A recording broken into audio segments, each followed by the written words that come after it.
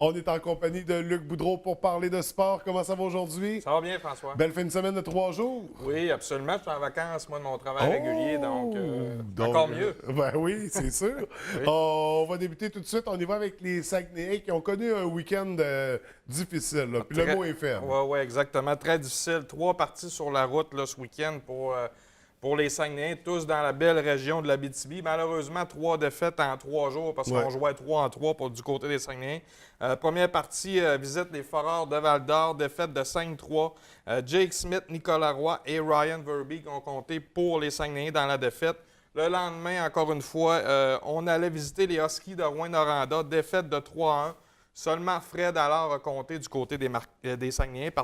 Et le troisième match en 3 jours, donc très difficile là, pour les Saguenayens de jouer 3 en 3. Encore face aux Huskies, défaite de 6-2. Nicolas Roy et Vincent Tremblay-Lapalme ont compté pour les Saguenayens. Les 2 prochains matchs, en espérant là, un petit peu plus de positif du côté des Saguenayens. Samedi 15 octobre à 16h, les Sagres reçoivent le Phoenix de Sherbrooke. Et le lendemain, dimanche 16 octobre, on reçoit encore une fois les Remparts de Québec au centre Georges Vézina de Chicoutimi. Donc, ça prend des fans pour les encourager, pour les motiver, puis pour aller chercher quelques victoires, bien sûr. Absolument. On va poursuivre avec les Marquis qui, là, on est complètement à l'opposé là, pour en fin de semaine. Ça s'est très bien déroulé pour eux. Bien, c'était le début de saison, là, de la saison 2016-2017, des Marquis avec le match d'ouverture samedi soir. Par contre, vendredi soir, on était sur la route, visitait les Prédateurs de Laval. Victoire là, de 6-4 des Marquis. Stéphane Chaput, Jérémy Vigneault-Bélanger, Christian Ouellet avec 1 but, 1 passe, Jérémy Malouin, Jean-Sébastien Bérubé avec 1 but, 2 passes et Alexandre Kennel ont compté pour les Marquis dans la victoire. Le lendemain, c'était le match d'ouverture au Palais des Sports de Jonquière face au Blizzard de Trois-Rivières devant plus de 1700 personnes. Victoire facile de 6-1.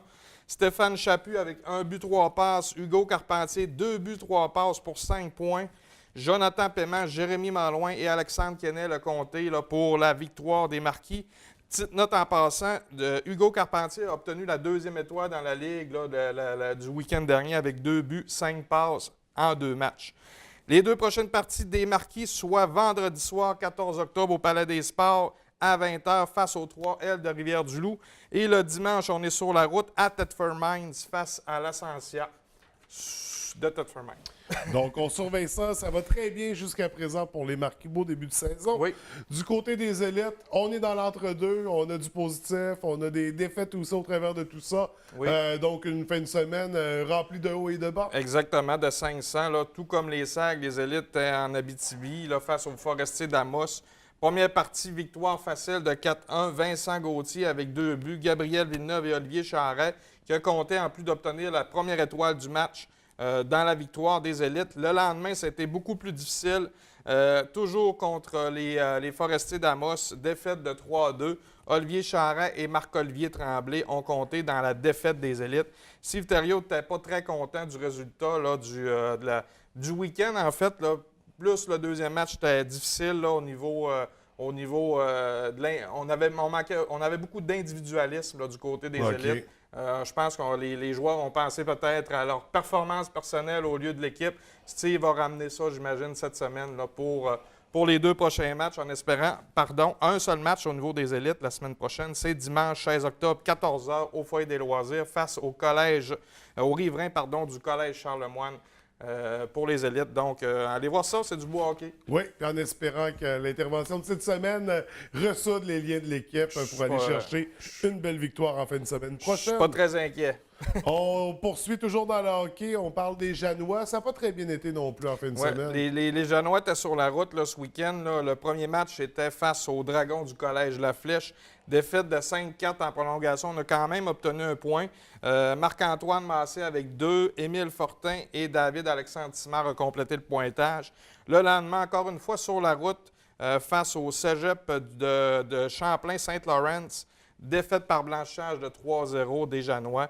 Donc, les prochains matchs des Janois, samedi, sur la route, encore une fois, face aux Dynamiques du cégep de Sainte-Foy. Et dimanche, visite, encore une fois, le cégep de Sorel-Tracy pour les Janois.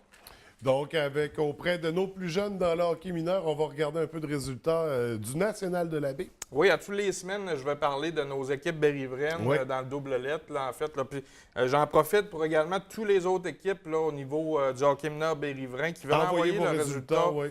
C'est Les juste... faits saillants, même, ou un parent qui a pris des images. Exact, des photos, un petit vidéo. Ouais. On est là pour ça, en fait, là, pour passer. C'est pour parler de vous. On veut pas que parler du Canadien, Ben oui, de c'est ces sûr. sports qu'on voit seulement à la télé. On veut faire parler des jeunes aussi.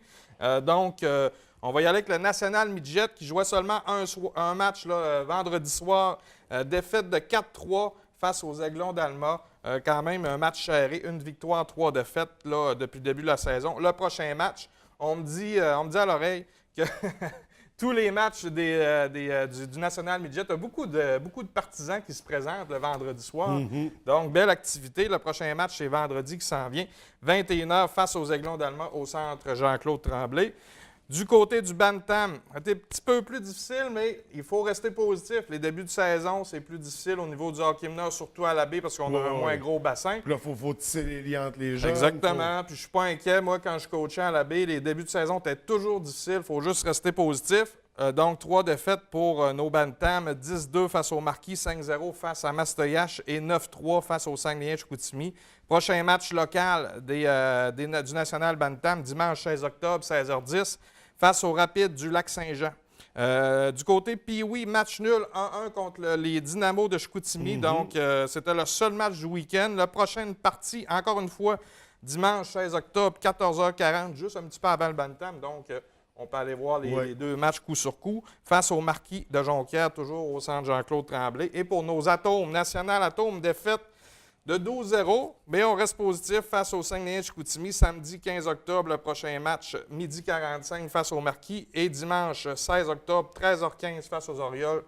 Tous ces beaux matchs-là au centre Jean-Claude Tremblay à la baie. Alors, on y va tout de suite pour nos événements à surveiller. Un gros événement majeur, en fait, là, du 15 au 23 octobre prochain, se déroulera le Challenger Banque nationale de tennis. C'est au club de tennis Saguenay-Arvida, en fait. Là.